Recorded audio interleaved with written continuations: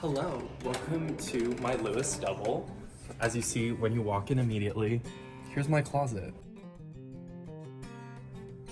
I think there's definitely a little stereotype about Lewis not being the best sophomore hall, but it's not that bad. And I actually really like living here. The location is great.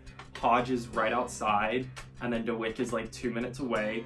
The rooms are pretty big. I think I have one of the bigger rooms compared to a lot of my other friends in other halls. And if you have not the best lottery number and you end up in Lewis, it's not a bad thing. You make the space your own and it's a great place to live. This is my side of the room.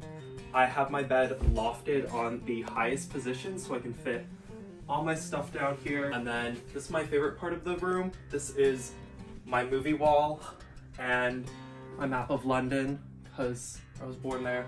Gwyneth Paltrow, very important. This is all my kind of like eating stuff, cooking stuff. I don't really cook, but there are some things you can do in a dorm. And then over here is my favorite part, my fridge. It is full of random items from Trader Joe's. And then I'm a part of the Daily, so these are some of the articles from the print edition of the Daily, which I kind of put on my wall. These are all mine. I wrote those. Very happy with those.